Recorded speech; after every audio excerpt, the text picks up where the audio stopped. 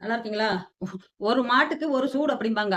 நல்ல மாட்டுக்கு ஒரு சூடு. நல்ல மாட்டுக்கு ஒரு சூடும்பாங்க. அந்த மாரி ம் எங்க சித்தப்பா இறந்தது ரொம்ப ரொம்ப நான் ஃபீல் பண்றேன். இன்னும் ஃபீல் பண்ணி அழுதுட்டு தான் இருக்கிறேன். அ அந்தனுடைய தாக்கத்த என்னால அத யாருமே நிரப்ப முடியாது அந்த தாக்கம். எங்க அப்பா, எங்க அம்மா இறந்தது, நடிச்ச சித்தப்பா என்னைய ரொம்ப ஓப்பனா சொல்லணும்னா எங்க அம்மாவும், எங்க சின்ன சித்தப்பாவும் மட்டும் தான் ரொம்ப என் மேல ஒரு ஒரு பொருட்டா இது ஒரு பொருள் அப்படின்னு கை நீட்டி பேசுற அளவுக்கு பார்த்தாங்க. எங்க அம்மா வந்து சில இதுல வந்து கோவப்பட்டுக்கலாம், சண்டை போட்டுக்கலாம் பண்ணிக்கலாம். ஆனா என் மேல தனி அன்பு எங்க அம்மாவுக்கு இருந்துச்சு. என்னை எப்படியெல்லாம் பார்க்கணும், எப்படியெல்லாம் கல்யாணம் பண்ணி பார்க்கணும், எப்படியெல்லாம் இருக்கணும்னு எங்க அம்மா கனவு கண்டுட்டு இருந்தாங்க. அதே இதுல எங்க சின்ன சித்தப்பாவும் என் கல்யாணத்து விஷயத்துல இப்ப எனக்கு குடுத்த அந்த வேண்டாம் அங்க எனக்கு அது என்னமோ மனசு சரியில்ல. நம்மளுக்கு அதுக்கு ஒத்து வராது, ஒத்து வராதுன்னு சொல்லிட்டு இருந்தாரு. ஆனா அது என்னோட டைம் என்னமோ தெரியல. எங்க சின்ன சித்தப்பா ரொம்ப இன்வால்வ் ஆகிட்டே சொல்லியிருந்தாரு.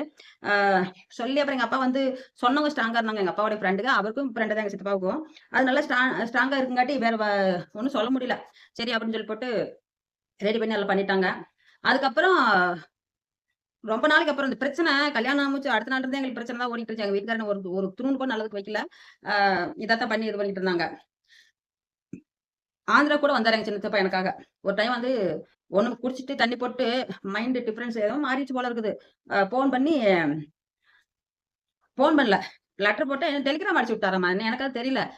தந்தி போனது அவங்கள பயந்து உன் பொண்ண கொன்னுட்டேன் அப்படின்னு அடிச்சு விட்டுருக்காரு. அப்புறம் வேலுச்சாமி 2 பேரும் சேர்ந்து செத்துட்டோம் அப்படின்னு அடிச்சு விட்டுருக்காரு. இதெல்லாம் பார்த்து போட்டாங்க. ஏதோ ஃபங்ஷன் அங்க. கெடா வெட்டு ஃபங்ஷன் அதெல்லாம் விட்டு போட்டு எங்க அப்பா, சித்தப்பா இன்னொருத்தர் 3 பேரும் கிளம்பி வந்துட்டாங்க ஆந்திராவுக்கு. என்னைய வந்து கூட்டிட்டு போலாம் அப்படின்ட்டு. நான் அப்பவும் நான் சொல்றேன் இன்னைக்கு அவங்க இருக்கிறப்பலாம் எங்க வீட்டுக்காரர்ட்ட போய் நான் சொன்னேன். எப்படியாவது திருந்திருவாரு. நீங்க கொஞ்சம் கம்முனு அமைதியா இருந்துக்குங்க. அவங்கள எதுவும் சொல்லிருவேன் வேணாம்னு சொல்லல. வான்னு கேட்டாங்க. அதோட கம்முனு இருந்துக்கிட்டாரு. ஆனா ஒரு தைரியமா தான் இருந்தாப்புல எங்க வீட்டுக்காரரு. கொஞ்சம் மனசுக்குள்ள பயமும் இருந்திருக்கும், தைரியமாவும் இருந்தாரு. அப்ப எங்க சித்தப்பா வந்து நான் சொன்னேன். நான் ஒரு 10 நாள் போனா நானே வர்றேன். இவரு வீணாவுல ஏதோ பண்ணியிருக்கா அப்படி வேண்டாம். திருந்திக்க பார்த்துக்கலாம் அப்படின்ட்டு. காலையில வந்தாங்க, சாயந்தரமே கிளம்பி போயிட்டாங்க. அ மறுநாள் காலையிலயோ என்னமோ தெரியல எனக்கு வந்தாங்க. ஆனா எங்க அப்பாவும், எங்க சித்தப்பா 2 பேரும் வந்தாங்க. எங்க அப்பாவுக்குன்னா ஒரு துணையா நிக்கிறவர் எங்க சித்தப்பா. சித்தப்பா வந்து எதுவுமே கண்டுக்க மாட்டாரு. வேற ஒண்ணும் இல்ல. அவரு இது தப்பு ஒண்ணும் இல்ல. நல்ல மனுஷன் அவரும். எனக்கு அமைதியா கேட்பாரு. "செல்லுமா சாப்பிட்டியாம்மா?" அப்படிம்பாப்படி.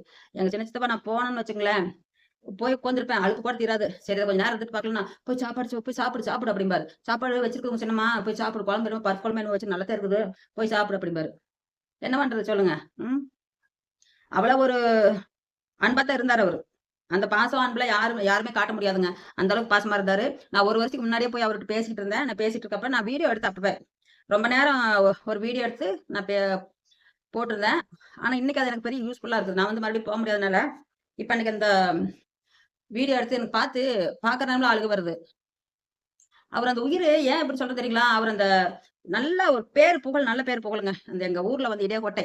எங்க ஊர்ல வந்து எங்க அப்பாவுக்கும், இவருக்கும் அவ்வளோ ஒரு பேர்.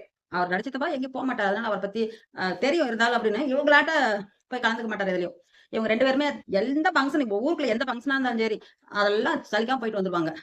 ஏதோ அப்ப வந்து கலரு ஏதோ குடுப்பாங்கல்ல, அது வாங்கி குடிச்சிட்டாலும் போயிட்டு வந்துருவாங்க. அ அந்த மாரி பழகுற மனுஷன் 2 பேருமே. அதனால எங்க அப்பா எது சொன்னாலும் எங்க சித்தப்பா ஒரு நாள் விட்டு ஒரு நாள் 2 நாளைக்கு ஒருக்கா போய் போய் பாத்துட்டு வருவாப்பிடியாமா. எங்க அப்பா சித்தப்பா போயி, எடை போட்டு போனா. அப்புறம் ஏதோ ஒரு நாள் ஒரு சின்ன பிரச்சனையில இப்ப எனக்கு பிரச்சனை வச்சாங்க பாருங்க. எனக்கு அழுதுருக்காங்க நெறையா.